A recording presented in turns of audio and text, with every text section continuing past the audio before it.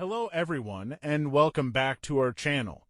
Today, we're diving into the fascinating and often misunderstood world of Max Stirner, specifically focusing on his teleology and epistemology, so buckle up as we explore what makes Stirner's ideas both revolutionary and unique. Let's start with teleology.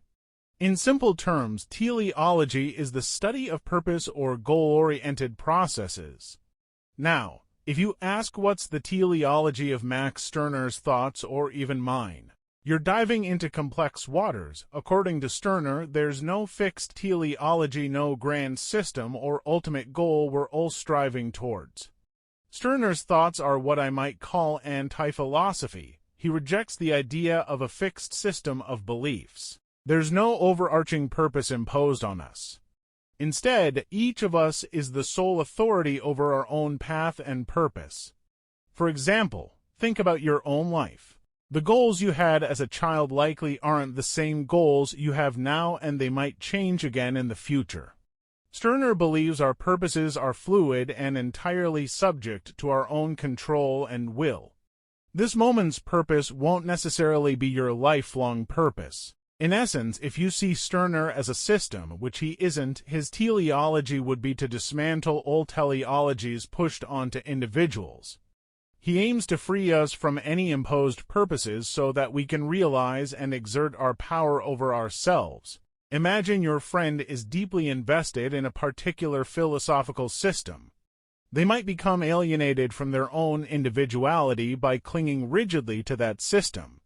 Instead of being the master of the philosophy, they become a subject to it, confining themselves within its limits.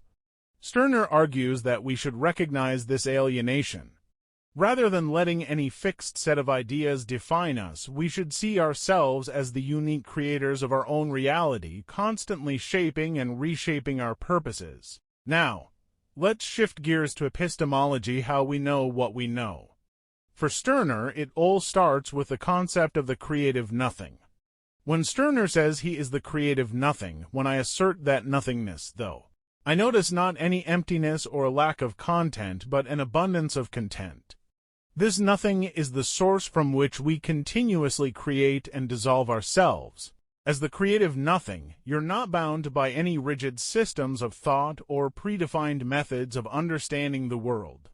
Each concept, be it in philosophy, science, or daily life, is something you create and use it as your tool for your benefit. This perspective leaves no room for a singular epistemological method. There is no epistemological method that can assert the particular case as the particular case, as this assertion puts forward no way to conceive the particular unique. There's no fixed way to truth or knowledge that applies universally. Instead, how you understand the world is entirely up to you, and it changes as you change.